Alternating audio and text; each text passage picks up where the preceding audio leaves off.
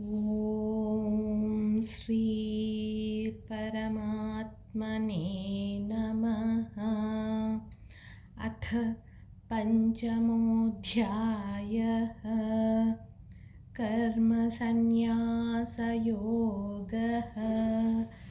अर्जुन उवाच सन्न्यासं कर्मणां कृष्ण पुनर्योगं च शंससि यच्छ्रेय एतयोरेकं तन्मे ब्रूहि सुनिश्चितम्। श्रीभगवानुवाच सन्न्यासः कर्मयोगश्च निःश्रेयसकरावुभौ तयोस्तु कर्मसन्न्यासात् कर्मयोगो विशिष्यते। ज्ञेयः स नित्यसन्न्यासी यो न द्वेष्टि न काङ्क्षति निर्द्वन्द्वो हि महाबाहो सुखं बन्धात् प्रमुच्यते।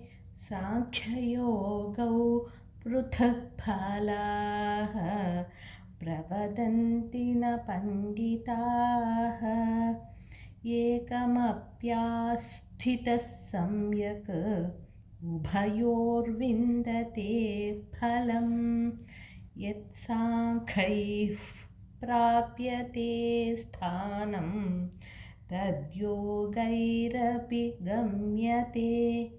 एकं साङ्ख्यं च योगं च यः पश्यति स पश्यति। सन्न्यासस्तु महाबाहो दुःखमाप्तुमयो गतः योगयुक्तो मुनिर्ब्रह्म न चिरेणाधिगच्छति। योगयुक्तो विशुद्धात्मा विजितात्मा जितेन्द्रियः सर्वभूतात्मभूतात्मा कुर्वन्नपि न लिप्यते। नैव किञ्चित् करोमीति युक्तो मन्येत तत्त्ववित् पश्यन् शृण्वन् स्पृशन् जिघ्रन् अश्नन् गच्छन् स्वपन् श्वसन् प्रलपन् विसृजन् गृह्णन् उन्मिषन् निमिषन्नपि इन्द्रियाणीन्द्रियार्थेषु वर्तन्त इति धारयन् ब्रह्मण्याधाय कर्माणि सङ्गं त्यक्त्वा करोति यः लिप्यते न स पापेन पद्मपत्रमिवाम्भसा। कायेन मनसा बुद्ध्या केवलैरिन्द्रियैरपि योगिनः कर्म कुर्वन्ति सङ्गं त्यक्त्वात्मशुद्धये। युक्तः कर्म फलं त्यक्त्वा शान्तिमाप्नोति नैष्ठिकीम्। अयुक्तः कामकारेण फले सक्तो निबध्यते। सर्वकर्माणि मनसा सन्न्यस्यास्ते सुखं वशी। नवद्वारे पुरे देहि नैव कुर्वन् न कारयन् न कर्तृत्वं न कर्माणि लोकस्य सृजति प्रभुः। न कर्मफलसंयोगं स्वभावस्तु प्रवर्तते। नादत्ते कस्यचित् पापं न चैव सुकृतं विभुः। अज्ञानेनावृतं ज्ञानं तेन मुह्यन्ति जन्तवः। ज्ञानेन तु तदज्ञानं येषां नाशितमात्मनः तेषामादित्यवज्ञानं प्रकाशयति तत्परम्। तद्बुद्धयस्तदात्मानः तन्निष्ठास्तत्परायणाः गच्छन्त्यपुनरावृत्तिं ज्ञाननिर्धूतकल्मषाः विद्या विनयसम्पन्ने ब्राह्मणे गवि अस्तिनि शुनिश्चैव स्वपाके च पण्डिताः समदर्शिनः इहैव तैर्जितः सर्गः येषां साम्ये स्थितं मनः निर्दोषं हि समं ब्रह्म तस्मात् ब्रह्मणि ते स्थिताः न प्रहृष्येत् प्रियं प्राप्य नोद्विजेत् प्राप्य चाप्रियं स्थिरबुद्धिरसम्मूढः ब्रह्मविद्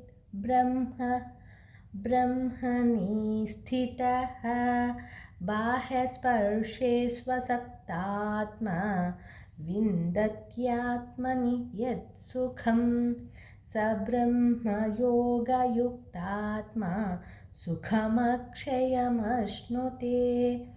ये हि संस्पर्शजा भोगाः दुःखयोनय एव ते आद्यन्तवन्तः कौन्तेय न तेषु रमते बुधः शक्नोति हैव यः सोढुं प्राक्शरीरविमोक्षणात् कामक्रोधोद्भवं वेगं स युक्तः स सुखी नरः योऽन्तः सुखोऽन्तरारामः तथान्तर्ज्योतिरेव यः स योगी ब्रह्मनिर्वाणं ब्रह्मभूतोऽधिगच्छति लभन्ते ब्रह्मनिर्वाणं ऋषयः क्षीणकल्मषाः छिन्नद्वैधायतात्मानः सर्वभूतहिते रताः कामक्रोधवियुक्तानां यतीनां यतचेतसाम् अभितो ब्रह्मनिर्वाणं वर्तते विदितात्मनां स्पर्शान् कृत्वा बहिर्बाह्यान् चक्षुश्चैवान्तरे भ्रुवोः प्राणापानौ समौ कृत्वा नासाभ्यन्तरचारिणौ यतेन्द्रियमनोबुद्धिः मुनिर्मोक्षपरायणः विगतेच्छभयक्रोधः यः सदा मुक्त एव सः भोक्तारं यज्ञतपसां सर्वलोकमहेश्वरं सुहृदं सर्वभूतानां ज्ञात्वा मां शान्तिमृच्छति। ॐ तत्सदिति श्रीमद्भगवद्गीतासु उपनिषत्सु ब्रह्मविद्यायां योगशास्त्रे श्रीकृष्णार्जुनसंवादे कर्मसन्न्यासयोगो नाम पञ्चमोऽध्यायः। सर्वधर्मान् परित्यज्य मामेकं शरणं व्रज अहं त्वा सर्वपापेभ्यः मोक्षयिष्यामि मा शुचः।